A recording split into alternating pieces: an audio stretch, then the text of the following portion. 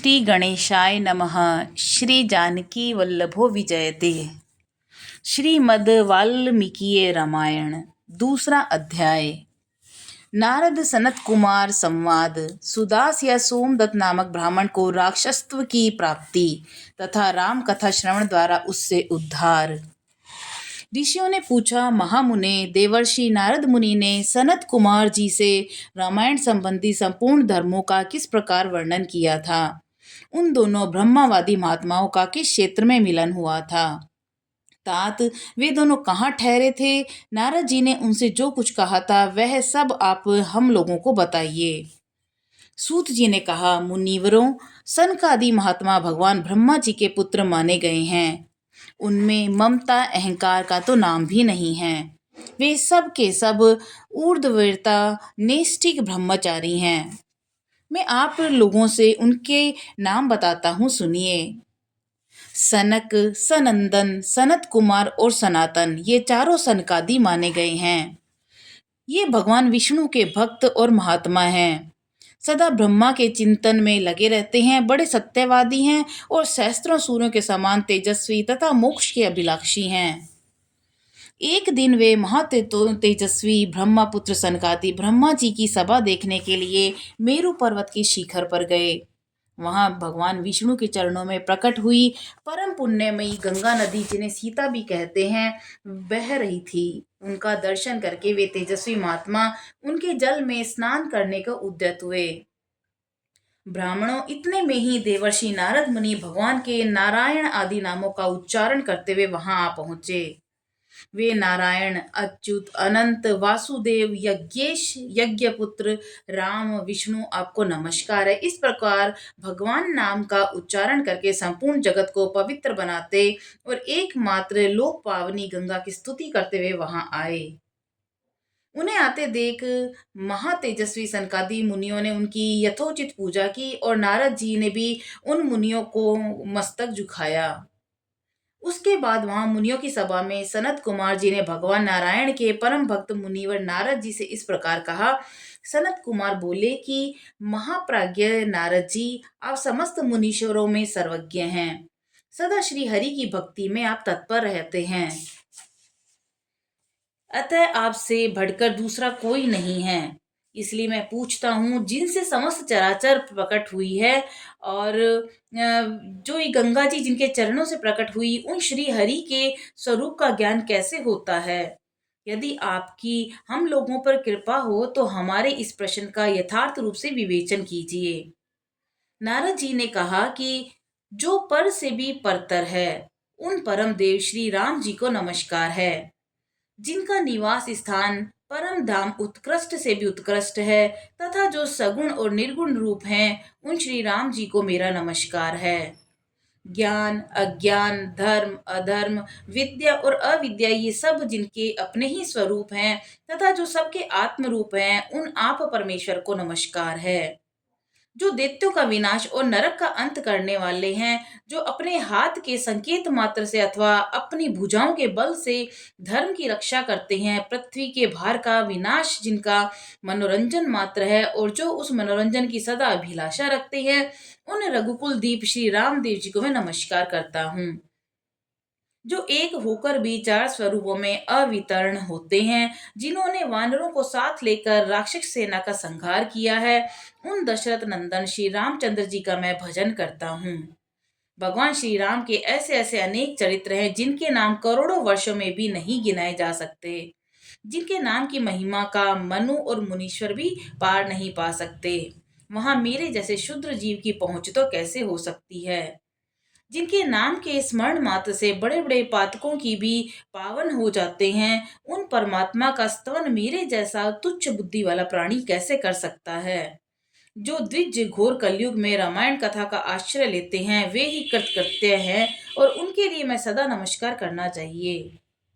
सनत कुमार जी, भगवान की महिमा को जानने के लिए कार्तिक माह और चैत्र के शुक्ल पक्ष में रामायण की अमृतमयी कथा का नावाम श्रवण करना चाहिए। ब्राह्मण सुदास गौतम के शाप से राक्षसी की प्राप्त हो गए थे, परंतु रामायण के प्रभाव से ही उन्हें उस शाप से छुटकारा मिला।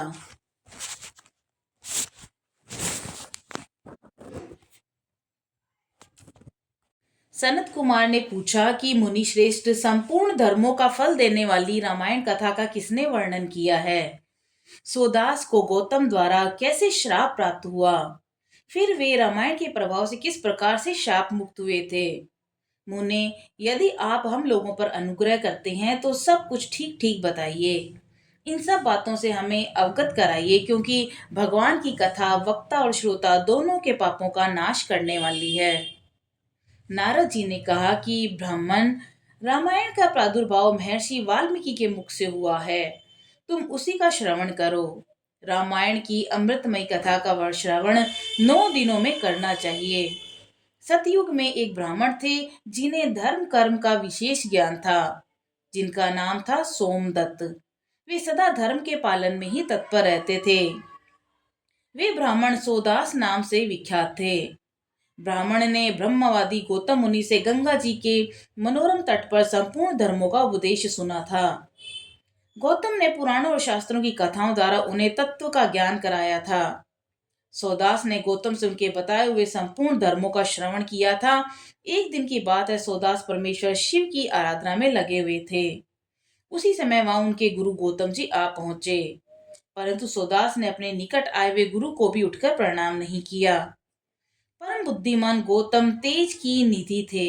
वे शिष्य के बर्ताव से रुष्ट न होकर शांत ही बने रहे। उन्हें ये जानकर प्रसन्नता हुई कि मेरा शिष्य सोदास शास्त्रोक्त कर्मों का अनुष्ठान करता है। किंतु सोदास ने जिनकी आराधना की थी, वे संपूर्ण जगत के गुरु महादेव शिव गुरु की अवहेलना से होने वाले पाप को न सह सके। उन्होंने सोदास को राक्षस की योनि में जाने का श्राप दे दिया। तब विनय कलाकोविद ब्राह्मण ने हाथ जोड़कर गौतम से कहा। ब्राह्मण बोले, संपूर्ण धर्मों के ज्ञाता, सर्वदर्शी, सूरेश्वर भगवान, मैंने जो अपराध किया है वह सब आप क्षमा कीजिए। गौतम ने कहा, वत्स, कार्तिक महीने के शुक्ल पक्ष में तुम रामायण की अमृतमयी कथा को भक्ति भाव से आदर पूर्वक श्रवण करो। इस कथा को 9 दिनों में सुनना चाहिए। ऐसा करने से शाप अधिक दिनों तक नहीं रहेगा, केवल 12 वर्षों तक ही रह सकेगा। ब्राह्मण ने पूछा, रामायण की कथा किसने कही और उसमें किसके चरित्रों का वर्णन किया गया है? महामते, यह सब संक्षेप में बताने की कृपा करें। यूं कहकर मन ही मन प्रसन्न होकर सोदास ने गुरु के चरणों में प्रणाम किया। गौतम ने कहा कि ब्राह्मण सुनो, रामायण काव्य का निर्माण वाल्मीकि मुनि ने किया है। जिन भगवान श्री राम ने अवतार ग्रहण करके रावण आदि राक्षसों का संहार किया और देवताओं का कार्य संवारा था, उन्हीं के चरित्र का रामायण काव्य में वर्णन है। तुम उसी का श्रवण करो। कार्तिक मास के शुक्ल पक्ष में 9वें दिन अर्थात प्रतिपदा से नवमी तक रामायण की कथा सुननी चाहिए। यह समस्त पापों का नाश करने वाली है। ऐसा कहकर पूर्ण काम गौतम ऋषि अपने आश्रम को चले गए। इधर सोमदत्त या सुदास नामक ब्राह्मण ने दुख मग्न होकर राक्षस शरीर का आश्रय लिया। वे सदा भूख प्यास से पीड़ित होकर क्रोध के वशीभूत रहते थे। उनके शरीर का रंग कृष्ण पक्ष की रात के समान था और वे भयानक राक्षस होकर निर्जन वन में भ्रमण करने लगे। वहां पे नाना प्रकार के पशुओं, मनुष्यों, सांप, बिच्छू आदि जंतुओं, पक्षियों, जानवरों को बलपूर्वक पकड़कर खा जाते थे। ब्रह्म ऋषियों उस राक्षस के द्वारा यह पृथ्वी बहुत सी हड्डियों और लाल पीले शरीर वाले रक्तपाई प्रेतों से परिपूर्ण हो अत्यंत भयंकर दिखाई देने लगी। 6 महीने में ही 100 योजन विस्तृत भूभाग का अत्यंत दुखी कत करके वह राक्षस पुनः किसी दूसरी वन में चला गया। वहां भी वह प्रतिदिन नर मांस का भोजन करता रहता। वहां भी वह प्रतिदिन नर मांस का भोजन करता और संपूर्ण लोगों के मन में भय उत्पन्न करने वाला वह राक्षस घूमता घामता नर्मदा नदी के तट पर जा पहुंचा। इसी समय कोई अत्यंत धर्मात्मा ब्राह्मण उधर आ निकला। उसका जन्म कलिंग देश में हुआ था। लोगों में वह गर्ग नाम से विख्यात था और कंधे पर गंगा जल लिए भगवान विश्वनाथ की स्तुति तथा श्री राम के नामों का गान करता हुआ वह ब्राह्मण बड़े हर्ष उत्साह में भरकर उस पुण्य प्रदेश में आया था। गर्ग मुनि को आते देख राक्षस सुदास बोल उठा कि हमें भोजन प्राप्त हो गया है। ऐसा कहकर अपनी दोनों भुजाओं को ऊपर उठाए हुए वह मुनि की ओर चला, परंतु उनके द्वारा उच्चारित होने वाले भगवान नामों को सुनकर वह दूर ही खड़ा रहा। उन ब्रह्म ऋषि को मारने में असमर्थ होकर राक्षस उनसे इस प्रकार बोला। राक्षस ने कहा, यह तो बड़े आश्चर्य की बात है भद्र। महाभाग, आप महात्मा को मेरा नमस्कार है।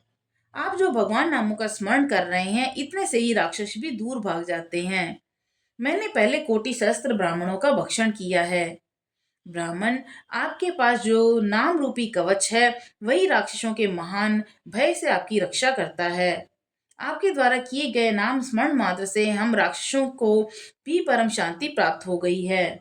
यह भगवान अच्युत की कैसी महिमा है। महाभाग ब्राह्मण, आप श्री राम कथा के प्रभाव से सर्वथा राग आदि दोषों से रहित हो गए हैं, अतः आप मुझे इस अधम पातक से बचाइए। मुनि श्रेष्ठ, मैंने पूर्व काल में अपने गुरु की अवहेलना की थी। फिर गुरुजी ने मुझ पर अनुग्रह किया और वह बात कही। पूर्व काल में वाल्मीकि मुनि ने जो रामायण की कथा कही, उसका कार्तिक मास के शुक्ल पक्ष में प्रयत्न पूर्वक श्रवण करना चाहिए। इतना कहकर गुरुदेव ने पुनः ये सुंदर और शुभदायक वचन कहा। रामायण की अमृतमयी कथा 9 दिनों में सुननी चाहिए। अतः संपूर्ण शास्त्रों के तत्व को जानने वाले महाभाग ब्राह्मण, आप मुझे रामायण कथा सुनाकर इस पाप कर्म से मेरी रक्षा कीजिए। नारद जी कहते हैं कि उस समय वहां राक्षस के मुख से रामायण का परिचय और श्री राम के उत्तम महात्म्य का वर्णन सुनकर द्विश्रेष्ठ गर्ग आश्चर्यचकित हो उठे। श्री राम जी का नाम ही उनके जीवन का अवलंब था। वे ब्राह्मण देवता उस राक्षस के प्रति दया से द्रवित हो गए और सुदास से इस प्रकार बोले। ब्राह्मण ने कहा कि महाभाग राक्षसराज, तुम्हारी बुद्धि निर्मल हो गई है। इस समय कार्तिक मास का शुक्ल पक्ष चल रहा है। इसमें रामायण की कथा सुनो। राम भक्ति परायण राक्षस, तुम श्री रामचंद्र जी के महात्म्य को श्रवण करो। श्री रामचंद्र जी के ध्यान में तत्पर रहने वाले मनुष्यों की बाधा पहुंचाने में कौन समर्थ हो सकता है। जहां श्री राम जी का भक्त है, वहां ब्रह्मा विष्णु शिव और विराजमान हैं। वहीं देवता सिद्ध और रामायण का आश्रय लेने वाले मनुष्य हैं। अतः इस कार्तिक मास के शुक्ल पक्ष में तुम रामायण की कथा सुनो और 9 दिनों में इस कथा का सुनने का विधान विधान है और इस पर तुम सदा सावधान रहो। ऐसा कहकर गर्ग मुनि ने उसे रामायण की कथा सुनाई और कथा सुनते ही उसका राक्षसत्व दूर हो गया। राक्षस भाव का परित्याग करके वे देवताओं के समान सुंदर, करोड़ों सूर्य के समान तेजस्वी और भगवान नारायण के समान कांतिमय हो गया। अपनी 4 भुजाओं में शंख चक्र गदा पद्म लिए वे श्री हरि के बैकुंठ धाम में चला गया। ब्राह्मण गर्ग मुनि की भूरी भूरी प्रशंसा करता हुआ वह भगवान के उत्तम धाम में जा पहुंचा। नारद जी कहते हैं कि विप्रवरों, अतः आप लोग भी रामायण की अमृतमय कथा सुनिए। इसके श्रवण की सदा ही महिमा है, किंतु कार्तिक मास में विशेष बताई गई है। रामायण के नाम का स्मरण करने से ही मनुष्य करोड़ों महापातकों और समस्त पापों से मुक्त हो परम गति को प्राप्त होता है। मनुष्य रामायण इस नाम का जब एक बार भी उच्चारण करता है, तभी वह समस्त पापों से मुक्त हो जाता है और अंत में भगवान विष्णु के लोक में चला जाता है। जो मनुष्य सदा भक्ति भाव से रामायण कथा को पढ़ते सुनते, उन्हें गंगा स्नान की अपेक्षा 100 गुना पुण्य फल प्राप्त होता है। इस प्रकार श्री स्कंद पुराण उत्तरखंड में नारद सनत कुमार संवाद के अंतर्गत वाल्मीकि रामायण महात्म्य के प्रसंग में राक्षस का उद्धार नामक दूसरा अध्याय पूरा हुआ। बोलो सियावर रामचंद्र जी की जय। पवन सुत हनुमान जी की जय।